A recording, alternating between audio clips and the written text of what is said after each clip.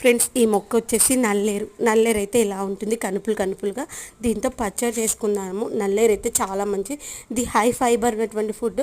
తర్వాత మనకి ఎముకలు మంచి పటుత్వంగా ఉండడానికి, విరిగిపోయినటువంటి ఎముకలు కూడా అతుక్కోవడానికి చాలా బాగా పనిచేస్తుంది. దాంతోపాటు మనకి ఇమ్యూనిటీ లెవెల్స్ని కూడా బూస్ట్ చేస్తుంది, బ్లడ్ లెవెల్స్ని కూడా ఇంప్రూవ్ చేస్తుంది. ఇలా మంచిగా ఉన్నటువంటి ఔషధం ఉన్నటువంటి ఈ యొక్క మొక్క మన మిద్దె తోటలో ఒకటైనా పెంచుకుందాం, అందుకే ఒకటైతే పెట్టేసుకున్నాను. దీనికోసం ఏమీ లేదు. ఇది కట్ చేసుకున్నప్పుడు మాత్రం చేతికి నూనె కానీ గ్లౌజులు కానీ వేసుకొని, దానికి పొట్టు ఏమైనా ఉంటే ముదిరిపోయిన వాటికి పొట్టు తీసేసేయాలి, లేత వాటికి అవసరం లేదు. కట్ చేసుకొని ఆకులతో సహా నీట్గా కడిగేసుకొని కొంచెం ఆయిల్ వేసి మంచి మగ్గనివ్వాలి. మగ్గిన తర్వాత పక్కన పెట్టేసుకొని తాలింపు వేసుకొని రుచికి తగినంత ఉప్పు, కారము, జీలకర్ర, ఆవాలు, మెంతుల పౌడరు ఇవన్నీ వేసేసుకొని తాలింపు వేసుకొని, మనం ఆల్రెడీ తయారు చేసుకున్నది ఉంది కదా, దీన్ని మిక్సీ పట్టుకున్న కొంచెం చింతపండు వేసుకొని అది కూడా వేసేసుకొని కలుపుకున్నామంటే ఈ యొక్క నల్లేరు